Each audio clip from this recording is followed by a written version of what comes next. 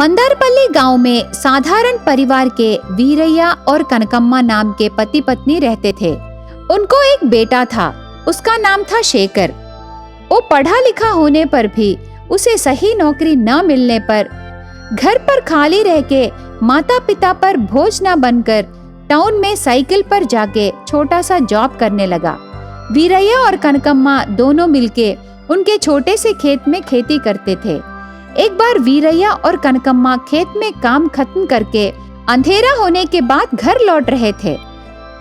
घर के पास विधवा सुजाता और उसकी बेटी स्वप्ना दिखाई देते हैं। उनको देखते ही वीरैया बहुत खुश होता है। कनकम, उनको पहचानी क्या? मेरे दोस्त हनुमंत की पत्नी और उसकी बेटी है। वो बात सुन के कनकम ने, नहीं, मुझे दूर रहने वाले दिखाई नहीं देते। गरीब लोगों को मेरी आंखें नहीं पहचानते। पति की मृत्यु होने के बाद कृष्णा रामा कह के घर में रहना चाहिए। ऐसे मेरे घर को क्यों आई जी? ऐसे गुस्से से कनकम कहने पर उसके दोस्त हनुमंत की मरने का विषय वीरैया को तब याद आता है। तब गौर से देखता है। मांग में सिंदूर के बिना रहे उसके दोस्त की पत्नी सुजाता को देखकर वीरैया की खुशी गायब हो जाती है। दोनों उनके पास जाते हैं।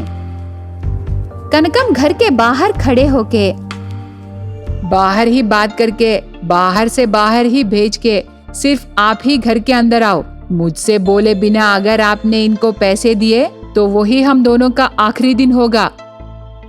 ऐसे जोर से कह के वहां से चली जाती है। वीरैया बहुत अभिमान से सुजाता से और स्वप्ना से बात करता है। भैया, अभी मैं इसलिए आई हूँ कि स्वप्ना को शादी का उम्र आ गया है, रिश्ते भी आ रहे हैं। उनके आखिरी समय पर भैया स्वप्ना को आपके घर की बहू बनाएंगे बोले। क्या वो सच है या आप यूं ही बोले? मैं ये पता लगाने आई हूँ भैया। नहीं बहन, स्वप्ना मेरे घर की बहू है, मेरी बेटी है। इसके बारे में तुम चिंता मत करो। मैं कनकम से बात करके राजी करता हूँ। ऐसे वीरैया कह के वहां से भेज देता है। इस तरह दिन बीतते गए। बहुत मुश्किल से वीरैया कनकम को मनाकर शेखर स्वप्ना की शादी करता है। रीति रिवाज के नाम पर बहू स्वप्ना को बहुत सताती है सास कनकम। देखो रे, तू दहेज नहीं लाने पर भी मेरे पति की बात पर मैंने तुम्हें इस घर की बहू बनाई। इससे तुझे क्या समझ में आया? पति की बातों को पत्नी सुनना है सासू माँ? ये ही नहीं, पति खाने के बाद पत्नी को खाना चाहिए। कितना रात होने पर भी खाने के बर्तन साफ करके सोना है। देर से सोने पर भी सुबह जल्दी उठना है, समझी? ऐसे कह के स्वप्ना को मानसिक रूप से और शारीरिक रूप से बहुत सताती है। स्वप्ना को ये सब परेशानियां किससे कहना है उसे समझ में नहीं आता। वो अपने आप में दुख होके रोती रहती है। इस तरह दिन बीतते गए। स्वप्ना गर्भवती होती है। सिर्फ पति शेखर और ससुर जी वीरैया बहुत खुश होते हैं। दोनों मुंह मीठा करते हैं। स्वप्ना उस घर की बहू बनने पर उसे बहुत नष्ट होता है। अचानक से बहुत बड़ा बारिश आके खेत पूरा बाढ़ के पानी में डूब जाता है। उससे खाने को चावल नहीं रहता।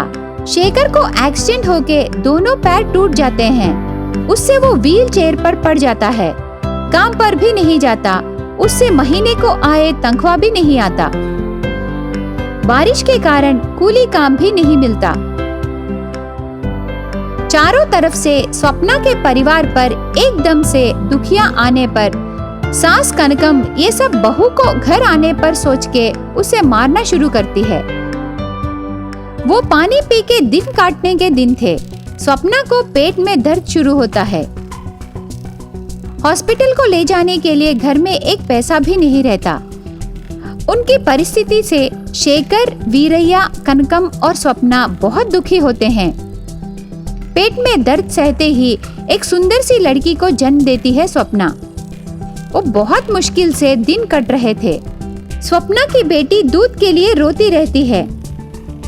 बेटी रो रही है, सुनाई नहीं दे रहा क्या? जाके दूध देना। कहाँ से आएगा दूध? खाना नहीं, कुछ नहीं। पेट भर खाने से ही दूध आएगा बेटी को देने के लिए। ऐसे कह के पानी लाने मटका लेके स्वप्ना जाते समय एक कार में कीर्ति आके सामने आती है। देखो, मैं इस गांव की सरपंच की बेटी हूँ। मुझे मेहंदी बहुत पसंद है। क्या इस गांव में मेहंदी रखने वाले कोई है? ये बात सुन के तब याद आता है स्वप्ना को कि वो एक मेहंदी डिजाइनर है करके। तब वो तुरंत मटका बाजू रख के कीर्ति के पास रहे मेहंदी लेके कीर्ति के हाथों को बहुत सुंदर सा मेहंदी डिजाइन रखती है।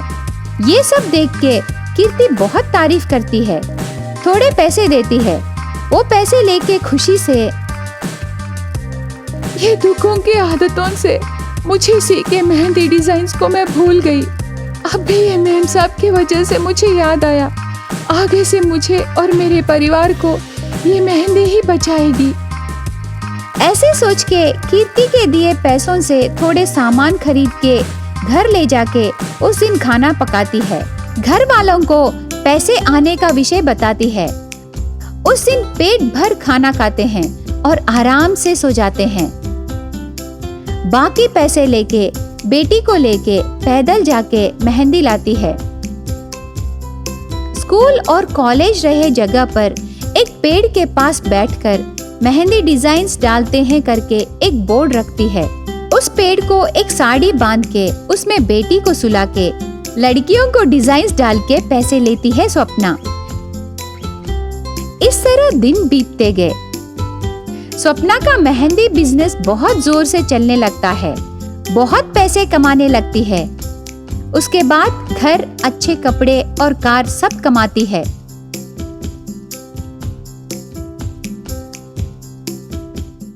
जब गर्भवती प्रेमा को बचाने के लिए देवी माँ प्रेमा की सास को सबक देने के लिए आई, वो गिर पड़ी और शारीरिक रूप से विकलांग हो गई। तभी से प्रेमा शारीरिक रूप से विकलांग अपनी सास की देखभाल करने लगी और अपना कर्तव्य निभा रही थी। एक बार सास कनका का भाई वामन राव उससे मिलने आया और कहने लगा, देखो दीदी, मैंने तुमसे कितना कहा था कि तुम मेरी बेटी को अपनी बहू बना लो, लेकिन तुमने जायदाद देखी और दूसरा प्रस्ताव स्वीकार कर लिया। आखिरकार तुमने देख ही लिया ना कि तुम्हारे साथ क्या हुआ। बेचारी, अब तुम एकदम लाचार हो और बलि का बकरा बन गई हो। लेकिन अब भी देर नहीं हुई है। मैं अपनी बेटी को अभी भी तुम्हारी बहू बना सकता हूँ और मैं अपनी सारी संपत्ति अपनी बेटी के नाम ही लिखूंगा। जब उसने ऐसे पूछा तो लकवाग्रस्त बहन ने इशारे से कहा कि वो इस तरह की कोई इच्छा या आशा ना रखे। फिर भी वामाराव को उसकी बहन की बात सही नहीं लगी, क्योंकि वो उसकी संपत्ति की वारिस थी और वो उससे याचना करने लगा।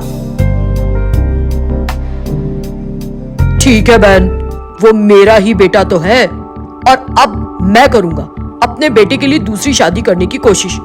मैं किसी तरह इस बहू को दूर कर दूंगा और अपनी बेटी के साथ साथ अपनी सारी संपत्ति और मन की शांति तुम्हें, अपनी बहन को दूंगा। उसने निश्चय किया और तभी से वो प्रेमा को परेशान करने लगा। एक दिन दोनों भाई बहन हॉल में बैठे थे।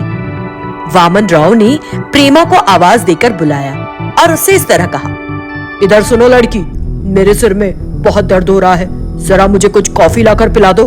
ठीक है अंकल, अभी लाई।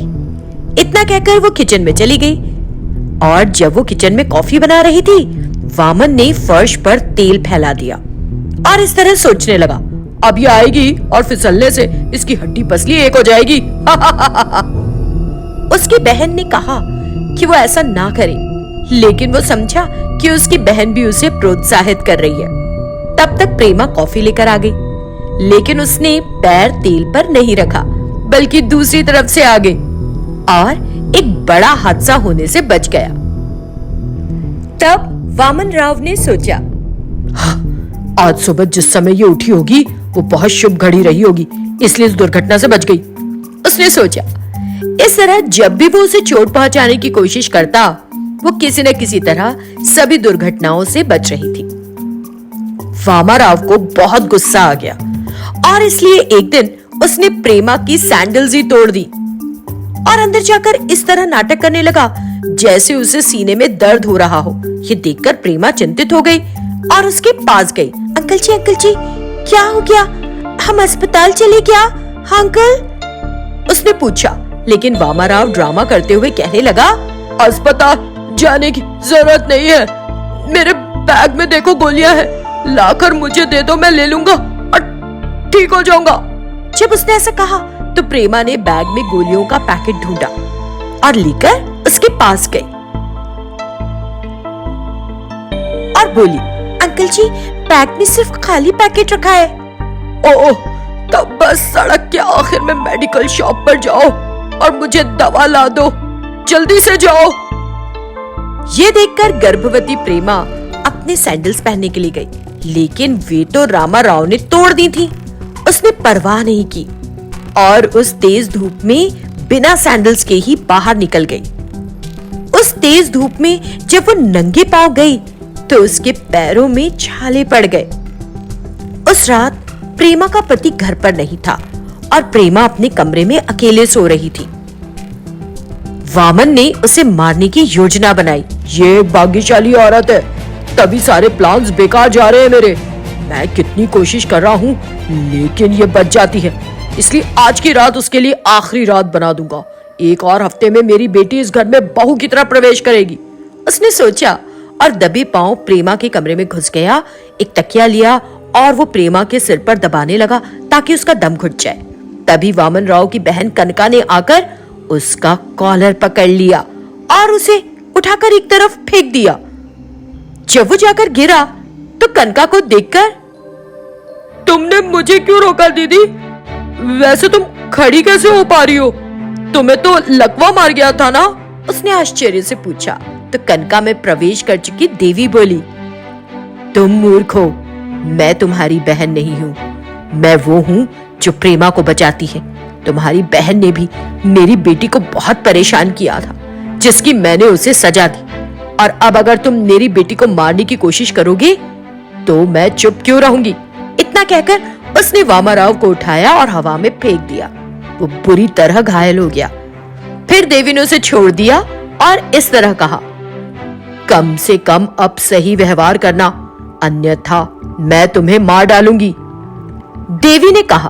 तब प्रेमा ने एक बार फिर हाथ जोड़कर प्रार्थना की, मुझे पता है एक माँ के रूप में तुम हमेशा मेरे साथ हो, मुझे बचाने के लिए। प्रेमा ने देवी माँ का आभार माना। इस तरह गर्भवती प्रेमा को बचाने के लिए देवी प्रकट हो गई थी।